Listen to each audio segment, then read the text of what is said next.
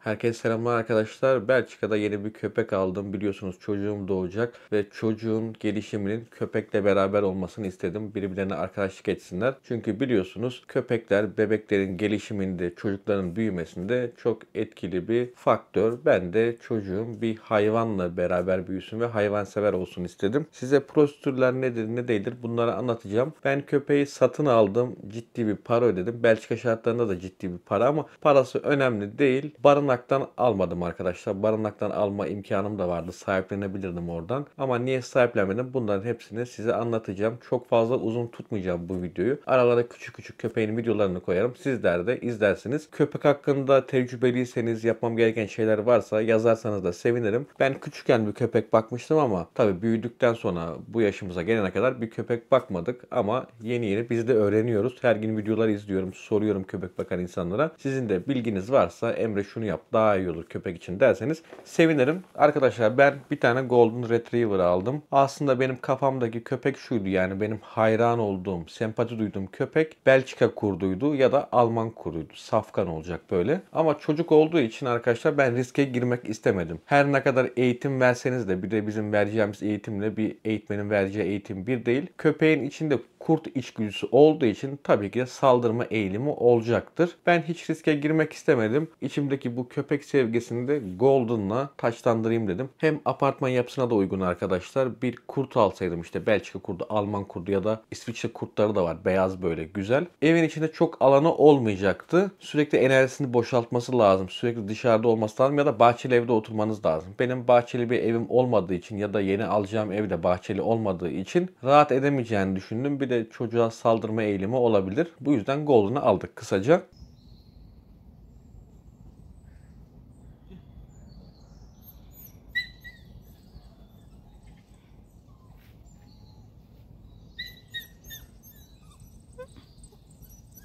Köpekten bahsedeyim ben arkadaşlar. Zaten gördüğünüz küçük bir şey videonun başında da. 2 aylık arkadaşlar, ben 15 gün önce almak istedim bu köpeği. Ama sütten kesilmediği için tabii ki de alamıyorsunuz. Bir kere insani olarak yanlış bir şey. Merhametsizlik, vicdansızlık olur. Hem köpeğin gelişimi için çok kötü bir şey olur. Hem de zaten Belçika kuralları, Avrupa kuralları gereği köpek 2 ay olmadan köpeği alamıyorsunuz. İşte her gün gün saydık, şu zaman alacağız, şu zaman alacağız diye. En sonunda da aldık arkadaşlar. Bir çiftlikten aldım köpeği. Yaşam şartları orada iyi değildi. Çünkü adam orada ahır gibi bir yerde koyunların arasında bakıyordu. Ama büyük bir çiftlikti. İçinde ceylanlar vardı, farklı hayvanlar vardı. Yani Türkiye'de çiftçilerin, köylülerin beslemediği hayvanların hepsi vardı. Yaban domuzları, koyunlar, kuzular, tavuklar. Çok farklı yani, böyle doğada zor göreceğiniz hayvanları bile adam almış oraya koymuş. Yani bakıyordu. Ticaretini falan yapıyor. Öyle bir yerden aldım. Soğuk bir yerdi, bakımsız bir yerdi. Her taraftan tezek kokuyor biliyorsunuz. Aldık, eve getirdik.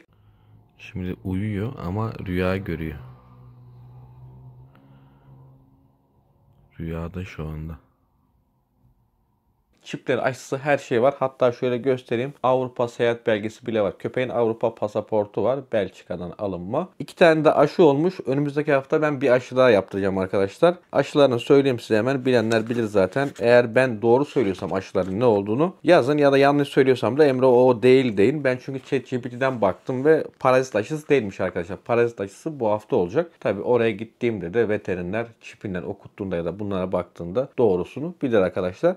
Köpeğin şu ana kadar olduğu aşılar arkadaşlar şu. Nobivac DP Plus olmuş. Sarı renkli fontlu bir aşı. Etiketi öyle. Bir de Nobivac BBPI aşısı olmuş. 2 tane aşısı var. Tarihleri de Ekim'in 11'i ve Ekim'in 8'i. İşte önümüzdeki haftada parazit aşısı var. Bunlar benim anladığım kadarıyla, araştırdığım kadarıyla arkadaşlar iç hastalıkları için, işte kanlı ishal, işte kanlı işeme, karaciğerlerde hastalık olmasın gibi aşılar yapmışlar. Köpeğe arkadaşlar ben 1200 euro para ödedim. Tabi daha ucuz köpekler de vardı yani fiyat olarak. Böyle bir köpek aldım. Fiyatlar da bunlar. Golden'lar pahalı. 1000 euro ile 2000 euroya kadar fiyatlar gidiyor arkadaşlar. Fiyatları pahalı. Belçika şartlarında da pahalı. Türkiye fiyatları olarak da pahalı. Yani TL'ye vursanız da pahalı. Ama aldık yani. İçimize böyle bir istek vardı. Köpeğin ensesinde mikroçip vardı. Galiba bu zaten Türkiye'de de 2021 yılından sonra mecburi olmuş. Tabi herkes yapıyor mudur? Tahminen yapmıyordur ama burada yani mecburi. Mikroçipin olmasının anlamı da şu arkadaşlar. arkadaşlar. Sokağa siz hayvanınızı attığınızda falan işte polisler, belediye ekipleri birileri bulduğunda direkt sizin kimliğinize ulaşıyorlar. Bu zorunluluk yani Belçika'da. Genelde böyle Belçika'da sokakta hayvan yok, hatta hiç yok yani. Sokaklarda yürüdüğünüzde başıboş bir köpek, kedi falan göremezsiniz yani. İhtimal dışı bir şey ya da evden kaçmıştır bir tane görürseniz de, öyle söyleyeyim size. Bu mikroçipi takıyorlar köpeği takip etmek için aslında. Yarın bir gün bir kaza maza olursa, gerçi Belçika'da olmaz da, bir hayvan sizi ısırdığında, hani hayvan bulunduğunda falan direkt sahibi kim diye ceza falan vermeleri için. Yani başıboş sahipsiz burada köpek yok arkadaşlar. Olabilir de yani, insanlardan da olabilir, öyle söyleyeyim size. Neyse arkadaşlar, ben köpeği satın aldım. Satın alma amacım şu: bebekliğinde gelsin ve bebekken benim çocuğumla da tanışsın, işte koklaşsın. Köpek biliyorsunuz bebeğin saçını falan kokluyor, elbiselerini koklatıyorlar. Alışsın diye beraber büyüsünler istedim. Böyle durduğuna bakmayın arkadaşlar, bu evi birbirine katıyor. Yanında hani birisi olacak, hani değmesi lazım size. Galiba annesiyle öyle alıştı. Uykudan kalktı. Şimdi yemeğini suyunu içecek. Gene ortalığı birbirine katacak. Size şöyle ortalığı göstereyim ben. Zaten halı falan hiçbir şey kalmadı. Terlikler burada. Oyuncakları burada. Bu da yavru oyuncağı. Bunu sağa sola atıyor. Şurada da şöyle mama kapları var. Adı yazıyor, Şivas diye. Şurası uyku yeri ama yatmıyor burada. Sürekli bununla siliyoruz elini ayağını. Bunu çocuk için aldık. Bayağı var elimizde, koli koli. Alkol falan yok bunda, zarar görmesin diye. Bununla uğraşıyoruz sürekli. Sıkıntısı çok yaramaz, bir de çok osuruyor sürekli. Osuruğu da çok pis kokuyor. Böyle masum duruyor ama masum değil. Bir de benim eşimde köpek fobisi var. Çocukluğundan beri, küçüklüğünden beri bu fobi devam ediyor. Eşimin yanına şöyle bir süs köpeği getirseniz bile korkar yani. Ama bu köpeğe alıştı. O içindeki korkuyu kırdı. Yani şu anda seviyor, işte mamasını veriyor, kucağına alıyor, dışarı götürüyor, parkta oynuyor falan. Alıştı. Fobisini de yavaş yavaş kırdı. Öyle söyleyeyim size. Şimdi ben niye barınaktan almadım arkadaşlar? Barınaktaki köpeklerin yaşları büyük. Tamam, cins köpekler var ya da böyle çok ayırmayayım da, yani sonuçta hayvan hayvandır. Onlar da bir canlı. Köpekler var. Evet, alabilirsin ama yaşları büyük. 1 yaşında, 1,5, 2, 5, 7 öyle gidiyor arkadaşlar. Şimdi ben öyle bir köpeği eve alıp getirseydim benim eşim korkardı, yaklaşamazdı. Çünkü bebekliğini bilmediği için o köpeğin alışamazdı, o fobisini kıramazdı. Bir de çocuk için tehlikeli olabilirdi, huyunu suyunu bilmiyoruz. Ben gittim parayla aldım. Keşke böyle şey olsa, hani Türkiye'de oluyor ya, hani şöyle şöyle bir yavru var, sahiplendiriyoruz falan. Gerçi onlar da satıyormuş galiba. Sahiplendirme yazıyor ama hayvanı satıyorlarmış. Olsun, parası falan çok önemli değil. Ben 1200 euro verdim köpeğe. Burada cahil cüheyla, kendisinden başka hiç kimseye faydası olmayan bir insana yardım etmeyen merhametsiz salaklar falan var arkadaşlar. O Türkiye'de de vardır yani. Köpeğe o kadar para mı verilir? Adam kafası şu yani: bir köpeğe o kadar para mı verilir? Yani sanki ben bir motosiklet almışım, motosikletin değeri o değilmiş gibi yani. Bana sorsan şu an 3000 de verdim, 4000 de verdim. Yani bunun sevgisi bambaşka bir şey. Çünkü bebek daha. Köpekle uğraşıyoruz işte. Dediğim gibi ben sahiplenmedim arkadaşlar. Çünkü büyük köpekler vardı. O köpekler de, yani o barınaktaki köpekler de şunlar arkadaşlar. Burada insanlar köpeği alıyor, bakamıyor. Ya barınağa gidip haber veriyorlar hani biz bakamıyoruz diye. Ya da şu var: burada uyuşturucu kullanımı yüksek. Ya da alkolik insanlar var. Adamın psikolojisi bozukluğu bir şeyi vardır. Köpeğe şiddet uygulayan insanlar da var. Çok büyük bir kısım olmasa da küçük bir kısım var yani. İşte polis, belediye onların elinden alıyor, barınağa götürüyor. Kısacası yani bu yüzden sahiplenmedim. Şimdi yorumlarda birileri yazarsa ya niye para verdin, köpeğe niye para verdin bilmem ne diye. Bu yüzden açıklayayım dedim. Benim eşim zaten getirdiğim büyük köpekten korkardı. Yani küçük bir cins olsa da böyle daha iyi oldu. Benim de kafam daha çok rahat etmiş oldu arkadaşlar. İşte köpeğin aşıları tam haftaya aşı olacak. Pasaportu var. Ben buradan işte Yunanistan'a, Portekiz'e, İspanya'ya tatile gittiğimde havalimanında ya da gümrük kontrollerinde falan bir sıkıntı yaşamayacağım. Köpek benim adıma kayıtlı. Yarın bir gün ben bir şey yaparsam, köpeği sokağa atarsam bunun para cezası var. Bir sürü yaptırımları var. Bu yüzden yani çip mip olması önemli arkadaşlar. Belçika'da şöyle bir kural var. Biliyorsunuz Türkiye'de daha yeni izledim ben. Bir pitbull sahibini ısırmış. Sahibi dediğim çomar yani. Sahibi çomar. Onu ısırmış, bağırıyordu. Elini falan bayağı koparmış, moparmış diye, yardım edin diye bağırıyordu. Tasma yok, ağızlık yok, hiçbir şey yok. Arkadaşlar bu insanlar ezik, böyle aşağılık olduğu için o ezikliğini yanındaki köpeğin saldırgan olmasından ya da insanları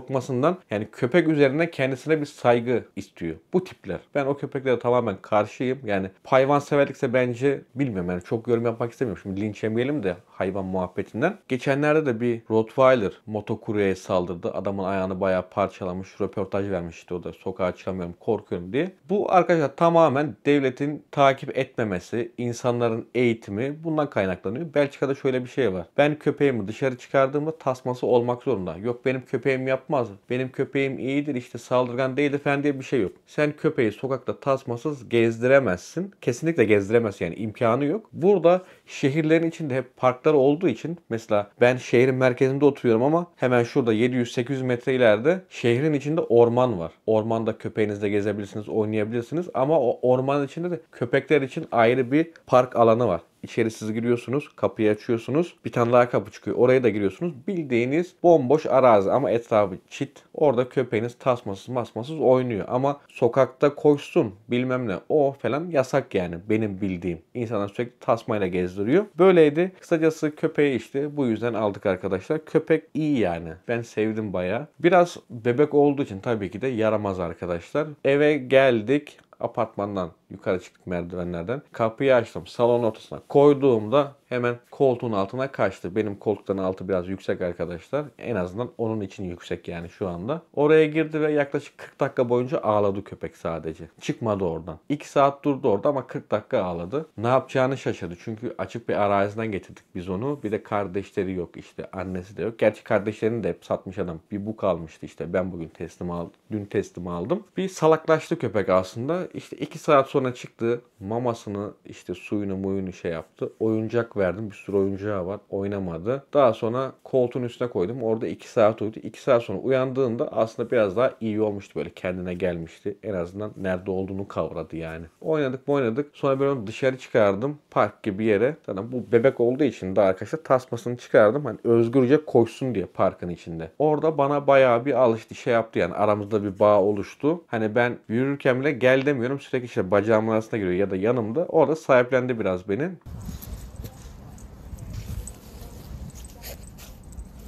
Dün ilk günüydü. Gece beraber kaldık biz onunla. Arkadaşlar bu Golden'lardan böyle, diğer köpeklerden böyle bilmiyorum ama bu köpek temassız duramıyor. Sürekli size temas etmesi lazım. Konuşturana kadar işkence mi yapacağız? Ya ben bu adamı bir kere yakaladım, adalete teslim ettim. Adam tutuklandıktan sonra elimi kolumu sallaya sallaya çıktı. Şimdi bana sen hangi adaletten bahsediyorsun ki? Ha? Mesela onun özel bir yatağı var, yeri falan var. Oraya gitmiyor. Gitse bile 2-3 dakika duruyor, geri geliyor. Yatacağı zaman mesela yatıyor ya, bacağının birisi ya da kuyruğu, ağzı falan size değmesi lazım yani. O ten arıyor, sıcaklık arıyor annesinden alıştığı için. Böyle şu anda. Dün ben yatak odasına yatmadım, salonda yattım. Çünkü onun nasıl davranacağını bilmiyorduk biz eşimle. Sabaha kadar havlayabilirdi, uyumayabilirdi. Çünkü dün onu eve getirdiğimde 3 kere uyudu. Her uyuduğu da minimum 2 saat, 2,5 saat. Yani dün gündüz sadece 5-6 saat uyudu köpek. İşte bebek olduğu için de. Gece 12'de salonda ben check yatağı açtım işte. Bunu da arkama koydum. Ne yapacak diye. Merak ediyoruz. Belki hiç uyumayacak. Belki de uyuyacaktı. Işığı kapattım. Gece 1-2 kere kalktım. Buna baktım. Tam böyle içime sokulmuş. Battaniyeyi de kendi üstüne doğru çekmiş. Yani komple şu içimde kaybolmuş. Şurada yatmış. Başı dışarıda. Sarılmış bana yani. Sabah 7'ye kadar deliksiz uyudu arkadaşlar. Hiç hareket etmedi. Ben onu bir de arkama koymuştum. Gelmiş yani göğsüme girmiş. Üstünde kapatmış battaniyeyle. Uyuduk. Sabah işte kaldırdım. Tuvalete götürdüm. İşte ihtiyaçlarını giderdi. 1-2 kilometre falan yürüdük onunla. Sokakta yürüyor yani. Bir sıkıntısı yok. Eve geldik. Şu an köpeğin sıkıntısı şu arkadaşlar. Bebek olduğu için de tuvalet hafızası yok daha köpekte. Ben tuvalet eğitimi demeyeyim de yani bir eğitim değil sonuçta. Alıştırma diyelim. Biz onun tuvaletini sabit bir yere yapmasını istiyoruz şu an. Aslında benim isteğim dışarı yapması. Bana haber vermesi, bağırması, havlaması falan ama şu anda o şey gelişmediği için de direkt çömeliyor arkadaşlar. Tuvalete bırakıyor. Biz de artık arkasından mopçu komando gibi sürekli temizliyoruz eşimle beraber. Olsun yapsın, ona kesinlikle bağırmıyoruz. Sesimizi yükseltmiyoruz. Tuvaleti yaptığında da gülüyoruz işte tuvaletini yaptın falan diye. Çünkü köpek anlıyor, bir de çok duygusal arkadaşlar. Galiba 5-6 aydan sonra o artık yavaş yavaş oturuyormuş tuvalet bilinci. Öyle çekeceğiz şu anda. Günlük rutini şu: sabah 7'de kalkıyor, mamasını yiyor. Ben onu bir saate yakın yürütüyorum dışarıda, işte çimenlerin arasında falan koşuyor.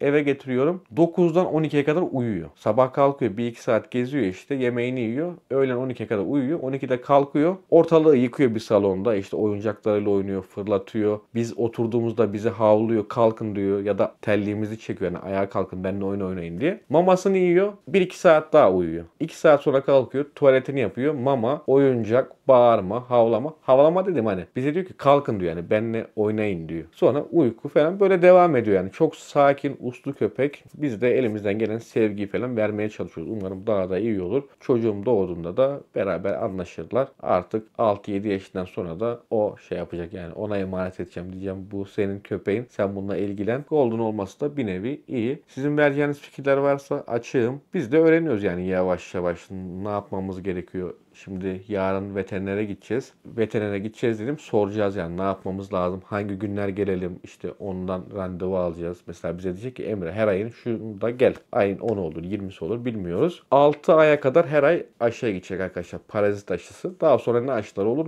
bilmiyorum, inanın. Ben de öğreneceğim. Bundan sonraki videoları da herhalde köpekle beraber çekerim diye düşünüyorum. Hem kanala bir renk gelir. Onunla beraber koşarız, oynarız. Ona bir sürü oyuncak aldım. Onu çekerim. Siz de şu an köpek bebek ya, onun gelişimini görürsünüz. Köpeğin adını da arkadaşlar ben Şivas koydum. İşte paspasına falan da ismini yazdırdık. Köpek dişi tercih etmemin sebeplerinden birisi de şu arkadaşlar. Şimdi orada 4 kardeş vardı. İkisi beyazdı. İkisi bu aslında Golden'ın orijinal rengine yakın, yani bu renkti. Buna bej rengi diyorlar. Böyle geçiyor. Bej rengi diye geçiyor pasaportta. Bunu aldım ben. Bu bej rengi olanlar dişiymiş. Beyazlar da erkekmiş. Oradaki çiftçi bana dedi ki Emre dedi, dişiler dedi hani tuvaletini dedi biraz daha normal yapabilir dedi. Erkek köpekler dedi her bulduğu yere dedi bacağını kaldırır dedi. Sürekli tuvaletini yaparlar dedi. Hani iz bırakmak için, o erkeklik içgüdüsü falan böyle. Dişi daha iyi olur diye düşündüm. Şimdi bu köpeğin de bizim rahat etmemiz için hem de hayvanın rahat etmesi için arkadaşlar bir yıl sonunda kanaması oluyormuş, böyle 1-2 damla falan. O zaman da kısırlaştıracağız. Bilmiyorum sağlığı açısından bir zarar var mı ama yoktur herhalde. Çünkü bunu bütün devletler yapıyor. Herkes yapıyor. Yani veteriner de yapıyor. Sağlıksız olduğunu düşünmüyorum. Çünkü onun o döneminde biz onunla başa çıkamayız.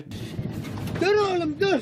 Burada köpek falan da bulamayız. Yani burada dişi, erkek falan herkes kısırlaştırıyor. Yani ben köpeği şey olarak kullanmıyorum. Yani damızlık bir köpek olsun, ben bunun yavrularını sürekli satarım diye öyle bir kafa yapısında olmadığım için, benim için yani onun sağlığını riske atmıyorsa da kısır olsun, yani fark etmez. Böyle arkadaşlar sizlere de aktarayım dedim. Tavsiyelerinizi bekliyorum. Bundan sonra artık beraber köpeğin büyümesini, hareketlerini, komut öğrenecek mi, biz eğitebileceğiz mi ya da nasıl eğitebilirim önümüzdeki aylarda, tavsiyelerinizi verirseniz sevinirim. Kendinize iyi bakın. Yeni videolarda tekrar görüşmek üzere.